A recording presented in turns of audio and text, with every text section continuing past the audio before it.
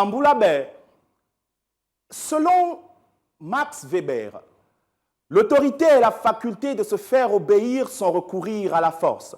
Mais est-ce si fréquent en ce monde de libre arbitre et de désobéissance, où chacun, selon l'étroitesse ou la largeur de son esprit, juge utile d'être X plutôt que Y, de mettre du sucre à la place du sel, d'augmenter de 300 francs lorsqu'il est plutôt question de réduire la somme de 525 francs? Là est tout le problème. Tout le vice des règles se trouve dans leur capacité à être enfreint. L'argent rend cupide et dangereux. C'est un gouffre sans fin. Il peut tout développer en nous, il suffit de lui accorder un peu trop d'intérêt, que même des lois promulguées par l'État à nos yeux ne vaudront plus rien.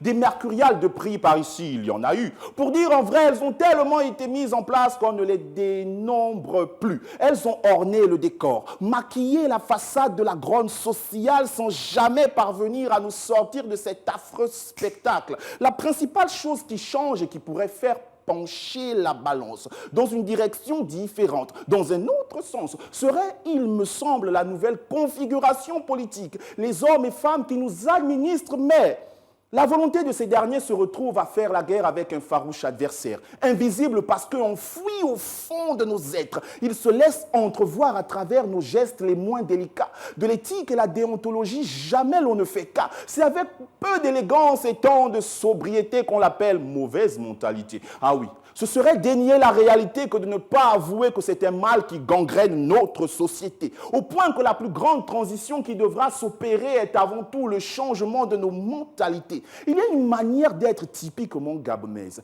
qui impacte même ceux qui immigrent ici, qui à nous se joignent, nos sœurs et frères d'autres terres. On est à fond dans les paradoxes. On n'en fait qu'à notre tête. Un peu ou assez bipolaire, on veut généralement une chose et son contraire. Il y en a même de dire « Ah, c'est pas la nouvelle mercuriale qui arrangera quelque chose. Ils n'ont qu'à nous augmenter le SMIC, le pactole. Ils veulent que les commerçants fassent quoi? C'est eux qui abusent. Les pauvres aussi souffrent. De partout, on les étouffe. Toi qui parles là, tu sais que bon nombre ont des cahiers de bons noms. Ils prennent énormément de choses à crédit et ce tout le temps. Après, ils disparaissent, jouent à cache-cache. Mais comment il fait pour boucher les trous? Il est obligé d'augmenter les prix, en plus des paradoxes. Bon nombre manient si bien l'art de passer du coq à l'âne. Jusqu'ici, les commerçants n'ont jamais respecté les mercuriales mises en place. Sinon, on n'en serait pas encore là dans une flagrante rumba du surplace, avec l'impression d'être figé dans le temps, dans une sempiternelle répétition des mêmes actions. Sommes-nous des poules?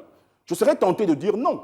Mais pourquoi répétons-nous alors les mêmes actions? On vous dira certainement parce que la vie en son fond est cyclique, mais je vous dirai non. Car le changement doit être permanent, pas la répétition des mêmes erreurs tout le temps. Alors il y a un couac, anguille sous roche, moussoungou dans le cognac, farine dans le manioc, la formule n'est pas bien appliquée. La loi jusqu'ici peine à correctement se faire appliquer, respecter. Serait-ce la faute des commerçants, des opérateurs économiques, ceux-là même qui sont sous la tutelle d'un ministère, soumis aux taxes et règles qui leur activité régissent, ces mêmes commerçants qui voient débarquer au sein de leur établissement des contrôleurs en tout genre et ce tout le temps, tout est alors de leur faute? Eh bien, dis donc, qui détient le monopole de la violence physique légitime? Qui est en charge de la sécurité des biens et des personnes? Qui a pour obligation de promouvoir et faire être le bien vivre? Qui doit s'assurer du respect des lois, des règles, des normes? Qui a le droit? Qui? Les commerçants, les cool mangers ou cool mangers? Ah, on dit cool mangers. Les cool mangers, j'y arrive. La question est posée. En son sein, la réponse est positionnée. Attendons de voir les choses évoluer. C'est assez clair qu'on ne vend pas la peau de l'ours avant de l'avoir tué. J'ai la ferme conviction que ce Gabon deviendra meilleur. Tout n'est qu'une question de temps et d'hommes. On est ensemble et on le demeure.